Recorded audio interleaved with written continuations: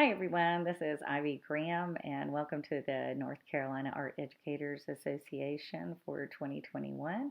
I will be your host today for Fun with Fiber Arts, teaching textiles in the elementary art classroom. I have decided today that the best way for me to uh, give you this presentation is to take you through my slideshow the same way I would if you had come to my presentation live. So let's get started. So here we are at Fun with Fiber Arts. Thought I would give you a little introduction to me. My name is Ivy Graham. I am an elementary art teacher in Mills River, North Carolina. I am at my first year there. I spent 4 years teaching in Winston-Salem, Forsyth County schools. I am also an artist. I'm an oil painter. Um, and I have owned an interior design workroom called Ivy Interiors since 1995. I just do it on the side now, but I'll show you some of the work that I do there. I do mostly drapes, pillows, bedding, table skirts, slip covers, things like that. So I have a lot of experience with textiles. And as you can see, I also do a lot of hobby arts. I will try any kind of fiber art that comes in front of me. This is my embroidery. You can see that I tried making baby dolls. My hobby right now is making these linen and velvet pillows and quilts. Sewing linen clothing. And at a conference a couple years ago, I learned how to needle felt. So I've been doing some little Christmas ornaments with needle felting every year. So you just have a background of me as somebody that loves the textiles and fiber arts market. All right, so for today's agenda, we're going to run over the terminology of fiber art versus textile art, which I didn't really know the difference. Talk about why teaching fiber arts is so important. And then we're going to review a bunch of fiber art lessons that I teach in my classroom. There'll be some vertical planning, artists included. I'm just going to run through them very quickly. I'm going to make this slideshow available to you. It has videos embedded in it, everything that you would need to teach these lessons yourself, including the lesson plans. So we're going to run over weaving, embroidery, batik, quilting, yarn painting, and a couple more. So here we are, fiber art versus textile art. What is the difference? And I really did go down the rabbit hole with this one trying to figure it out. And it turns out everyone disagrees. That's why I didn't know the difference. So the term fiber art sometimes in some circles means that it is art versus textiles, which are more craft. They're things like clothing, bedding, and so people like to use fiber arts to define that they're an artist and not a craftsperson, although, as we'll talk about more later, I really don't like that distinction very much. Fiber art is also sometimes used in the United States, like in their college programs, versus textile art or art textiles in Great Britain and Australia. I also read that some people didn't like fiber arts because they associate it with the 70s, and so I put you a little picture here of macrame gold, just to show you what fiber arts in the 70s looked like. Some of us remember that. Others reject defining people as fiber artists because modern artists work in so many different mediums now that they just don't find it useful to categorize in that way. I decided that I'm going to use fiber arts because it includes more than textiles in my mind. Textiles really brings to mind fabric, something resulting in fabric or done to fabric. So I like the term fiber arts. It's a little more open in my mind.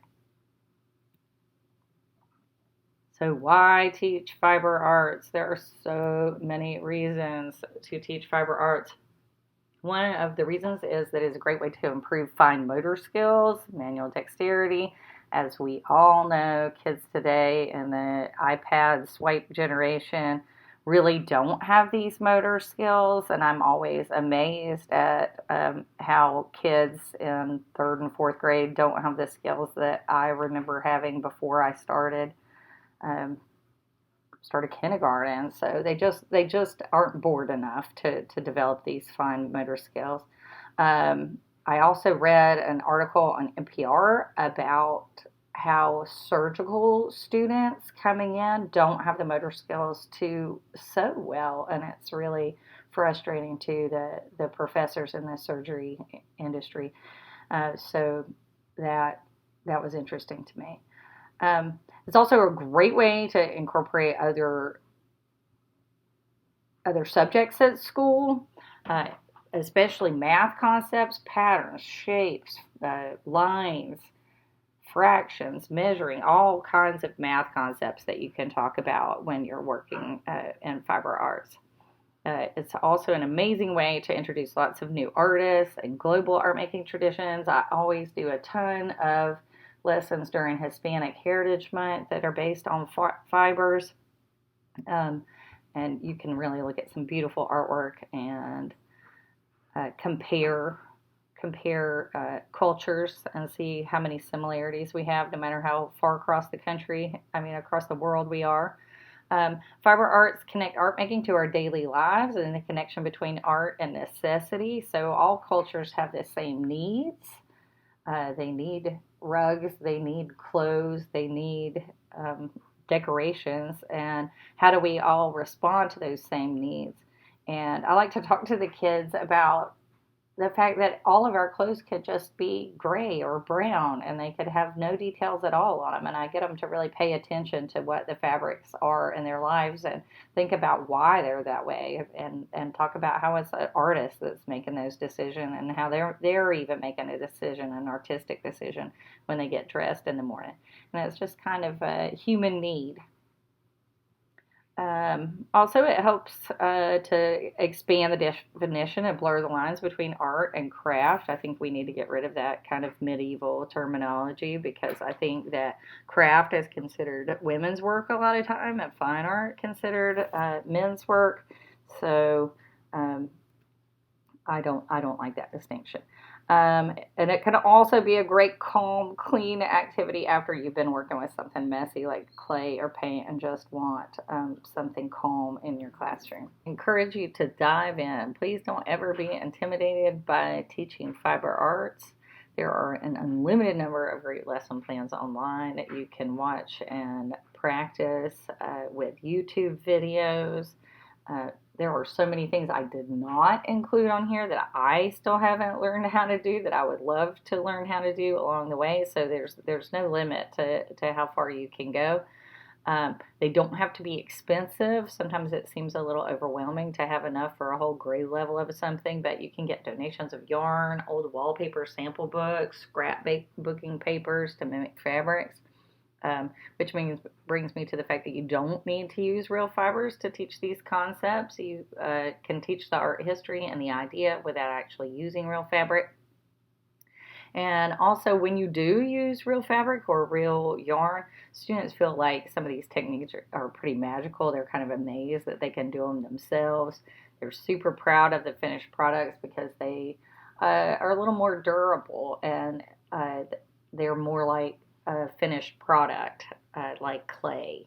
So they're super excited, they're super proud, and I would encourage you to jump in, which we are getting ready to do. We're going to jump into these lesson plans. I'm going to move very quickly because you're going to have this document. You're going to be able to go back and look at it at your own pace.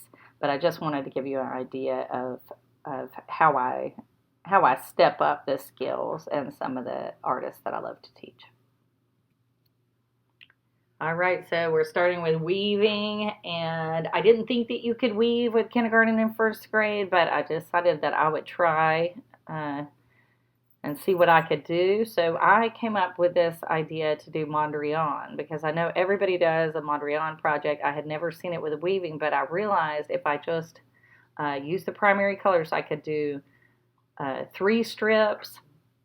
They only have to weave in like 3 different times. It's pretty, or 5, it's very, very simple weaving. They can cut their own looms, and then you can give them black strips to glue on top, and they let their little personality shine with that.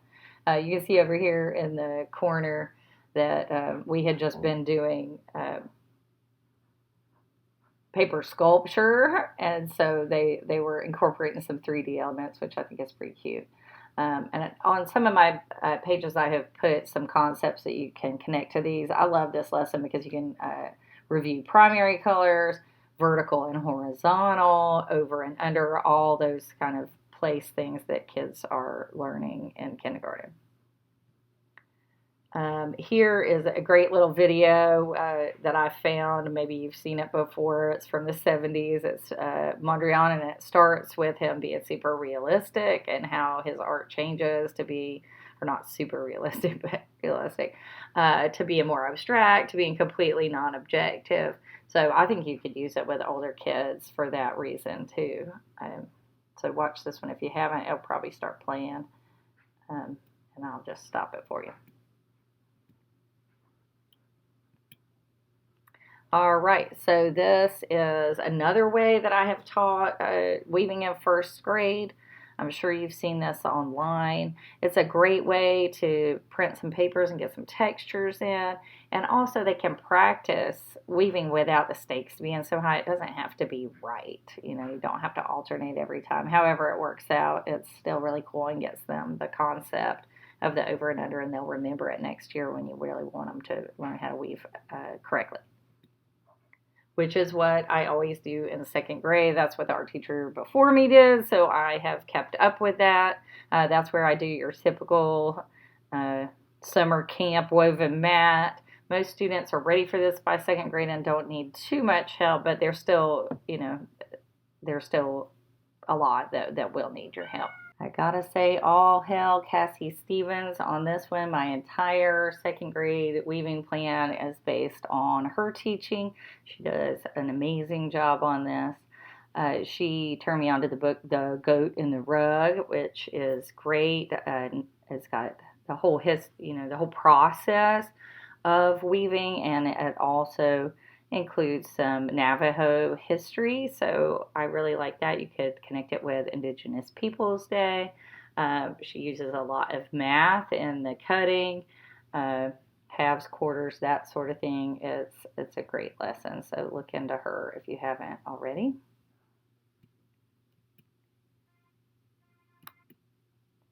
And then in third grade, if I'm feeling it, I don't always do this, but I will kind of repeat the weaving, but this time I will include doing the colors in rainbow order, and then weaving, and they're much better at it at this point. And then I include a little splash painting, which of course they love. And then when you get to fourth and fifth grade, you're ready for the typical cardboard loom. You can order these online. They're pretty expensive, and once you put the weaving on it, nobody else can use it. Other classes can't use it, so you would need like 100 for your whole grade level. So you can just cut cardboard with your paper cutter 5x7. It's a great way for kids to learn how to measure. You would be surprised, or at least I was, at how they really just don't know how to use a ruler in fourth and fifth grade. So this is good practice for them to measure their quarter inch between notches. And also I would recommend that you not wrap the thread all the way around the loom, because then you have to cut that and tie a million little knots. I prefer to just go across the back like you see in that third picture, and then you can just pop it off the loom when you're done. And here is the first year I taught weaving, and you can see that they are teeny tiny, and I learned a lot from teaching this. Most importantly, use the bigger decorator yarns if you can get some donations. It makes it go a lot faster. All right, I really like to put Ella Natsui in here. He is an artist that has this great big beautiful piece at the North Carolina Museum of Art. If you've come to a lot of the conferences, you've probably heard about him before. He's not a straight weaver, of course, but I like to share some African art, and also to show that men can be involved in fiber arts. And he also does a lot of collaboration with other artists because these pieces are so big. So it's just really, you can combine a lot of different elements into your weaving lesson by introducing him. All right, embroidery, one of my favorites. I start all the way down in kindergarten and first grade. I do the hole punch embroidery, and that way they can start doing that up and down, in and out kind of pattern. And you can combine it with whatever shape you want. They love to learn how to cut out a heart. That's one of their favorite little skills. You don't need to tie the knots for them. You can just tape the loose ends on the back. However you want to do this, it's good because it gets them where they know what they're doing when you really want them to embroider. In the second and third grade, I let them actually punch the holes themselves. You do need a lot of hole punchers. And I like to combine this one with the story of the Chilean arpilleras, which are over here. And if you don't know this story, definitely look it up. It's about the women during the Pinochet regime in Chile in the 1970s who learned to make these beautiful pieces out of scraps. So it involves recycling, things like that. It also is storytelling because they told their story and tried to get it outside of Chile so people would know what was going on. This is a really nice combination of ideas in this lesson. All right, so I have also done this lesson, which has printmaking and cutting snowflakes, which kids don't know how to do today. I was so surprised. It's got the embroidery, it's got self-portraits, it's got lots of layers. So when there's lots of snow days or holidays and people are missing one element or the other, you can still put together a great project at the end. And then fourth grade is really where I introduce real embroidery. You can buy the 5-yard bag of burlap in a lot of different colors, and that will cover a whole grade level for 125 students. So that is where I start that. I only do it with the one grade level. You can see that some of these are the same. I do provide templates for kids that just hate to draw, but I really encourage them to draw their own. And sometimes they really step up to the plate and do some super cool stuff. This picture shows on the right, I typically would serge the edges of it. I have an industrial serger. It makes it go super fast. So if you're a seamstress, that will make your life easier. But you can just put masking tape along the sides. It wasn't as bad as I thought it would be, but it's certainly not as quick. I've also heard you can have kids do this, but it takes a little longer to get them to do it. So here are some fun examples from this year. These are also from this year. I do allow them, if they want to connect it to soccer or their favorite video game. My goal is to get them engaged in their artwork and be proud of it. And I don't have any problem at all with letting them do this kind of thing, because then they're excited to do it. And here's some really amazing examples where the kids really did want to learn other types of stitches other than the running stitch, and they did a really great job. And I wanted you to know that you can buy a 100 pack. I typed 10 by accident. It's a 100 pack of plastic needles on Amazon for $9, and if you keep up with them, they can last for years. They're great, and then nobody can get stabbed, right? All right, this is my dead absolute favorite, is Batik, and I typically do it with second grade. I've done it with other grades, especially if they missed it when they were in second grade, if they weren't in second grade with me. Here are the Batiks. Being a seamstress, I do have access to cheap drapery lining. You can also buy cheap drapery lining. I cut like 9 by 9 squares of it. You don't have to hem it or anything. It won't fall apart on you. And it's thin enough that you can see through it to the paper underneath. So you do a drawing with the with like black ink on just copy paper, and then you lay your fabric on top of it. You can see through it, and then you're going to trace it with the glue, and then after it's dry the next week they'll paint it. You do have to use craft paints. Go get the cheap ones from Michael's or Walmart. Don't use tempera, it will wash all out.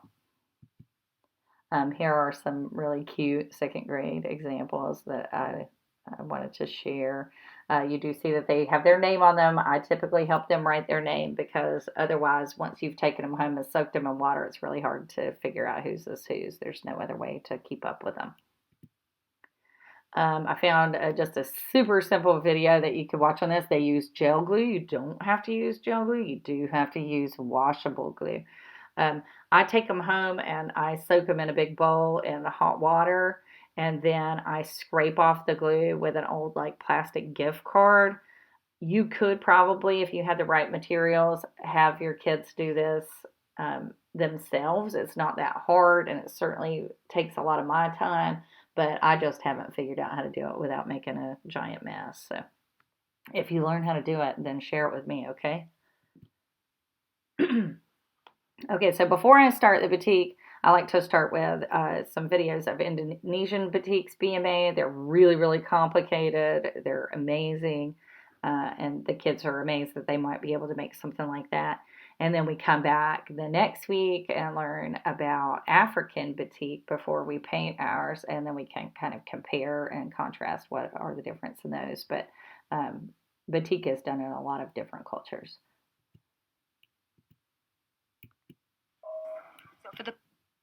All right, so on to quilts. I will tell you right now, I have never made a quilt with actual fabrics in class. I have never felt confident to bring in real metal sharp needles to my kids. Maybe that will change one day. Maybe it would be nice to do with a club or something, but all my quilt making has been paper. So I start in kindergarten and first grade. I love to connect the book Tar Beach and talk about how she dreamed of flying through the air and where would you go if you could fly through the air. And I get everything from outer space to Walmart. So that's lots of fun. And this is a great way to use up scrapbooking papers. People think they're going to scrapbook and they buy a bunch of stuff and then they don't use it. So you can get big piles of scrapbooking paper, and they really do mimic fabrics pretty well. And here's Faith Ringgold, who I connected to. I know she's spoken here at the NCAEA conference before. Here is her work. She does what are called story quilts. So there's a literacy connection to that. And I have also done this project in third grade. You see here on the left with, this is just my sample, and I hadn't even colored it in yet. I didn't get any good pictures of the kids' stuff with this lesson. But it was a good thing to use kind of right there on the cusp of Black History Month and Women's History Month. And I went on Teachers Pay Teachers and ordered these sheets of histories of great Black Americans. And then the kids had to pick a person and then kind of write about it in pictures, added some words, and then they added their quilt around it. So that was a great way to combine a bunch of different ideas in one lesson. G's Bend quilters. I'm not so excited necessarily about how these turned out, but I am super excited about teaching the G's Bend quilters because it's such a totally different way of making textiles, in that they don't plan. Their whole thing is kind of like being automatic and free form, and that's something that we don't teach. And they act, I have a friend that's a quilter who actually goes to workshops to learn how to be more automatic and free form. So that's kind of a cool story. So if you don't know about the G's Bend quilters, absolutely learn about them. I love this website, Souls Grown Deep. You can just like get lost in looking at all the beautiful quilts and the stories behind them. And here are three I pick out. The one on the left is made out of corduroy. In the late 1970s and 80s, they paid these cheap-spend quilters to make pillows for Sears, and they were allowed to keep these funky late 70s colored corduroys, and they made some really cool quilts with them. Other one is made out of work clothes, a good way to talk about recycling, reusing, and also like finding the best out of things. And here is a more modern quilt. So definitely you can see the improv style there. And then yarn painting. I've only recently, like just a couple of years, been doing yarn painting, but I love yarn painting. And the kids do some really cool stuff. Here's a sunset and a crocodile, a puppy, just pure abstract. They really turn out pretty neat. And I base that on the Weechel yarn paintings. They're called Nerikas. Uh, it's people that were in the Sierra Madre region of Mexico, and so they weren't affected as much by colonization, and they had their own, they still have their own traditions, pre-colonial traditions. It's harder to find good videos on this, but you can find them. They're just not perfectly made for children. All right, so we get to some other quick fun ideas. I have kind of connected kindergarten line rugs because you always want to do line projects with kindergarten, get them used to drawing, get them used to cutting. I really like this as a cutting practice. And then you can look at rugs from around the world and they can try to pick out lines, zigzags, and things like that in them. And you can see the similarities and they enjoyed that.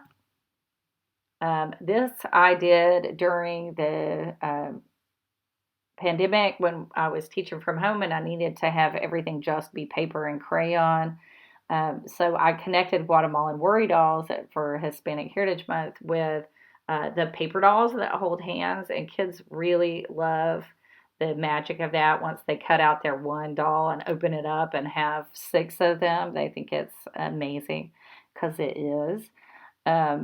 This is that one project that I always have kids coming in and going, Miss Graham, my sister taught me how to do that. We made paper dolls all night long. So this is a fun thing, and you can connect it to textiles by showing videos of the Guatemalan fabrics being made and encourage them to decorate the clothes on their little worry dolls. This also you could connect to SEL because the book Silly Billy is about a kid who really seems to have some pretty bad anxiety and how he got worry dolls to help him with that. So there's a couple of components to this, even though it's just folded paper and some markers. All right, and I just started teaching mullahs. They are from Panama and Colombia, and I do, once again, let the kids have a lot of freedom. I don't make them pick a traditional Panamanian image because it's their art, and I want them to own it. So whatever they are interested in, this is what we got here. And then the last thing I wanted to share with you is a collaborative weaving when we had a big arts night at my old school, and all the parents were there to see the kids perform. We put a lot of art up, and we had a lot of art activities, like interactive art activities. So we put a loom on a rolling cart, and that was a lot of fun to do big weaving with everybody. Last but not least, I definitely want to share with you some yarn management, and I think all of these ideas came from Denise Aldrett, who was my mentor in Winston-Salem. How you can get all your yarn the same length is to wrap it around the spindles of a chair, or you can turn a chair upside down and run it across the legs and then just cut it all at one time.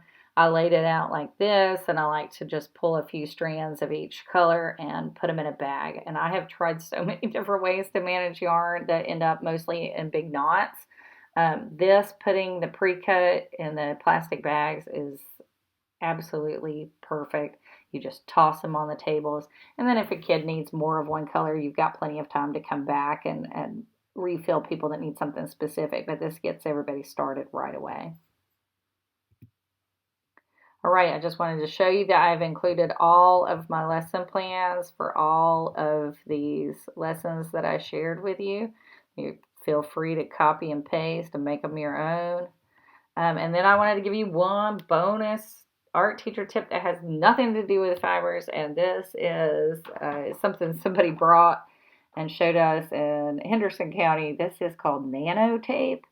And it says double-sided tape, but it's not your typical double-sided tape. This stuff is like thick and like a gel, and it is so strong you can hang a framed picture on the wall. It doesn't destroy the wall. You can use it over and over and over again. She's been hanging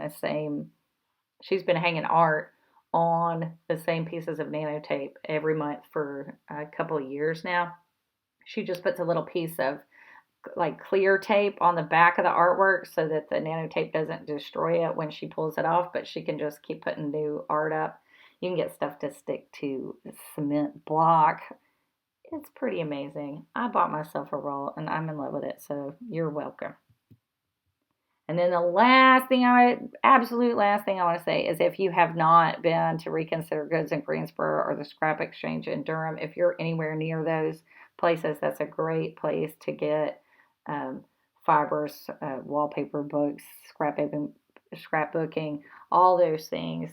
They have their recycled art supplies. So go there. I hope that you have learned at least one new thing that you could include in your classroom, and I have had fun sharing everything with you, and have a great conference.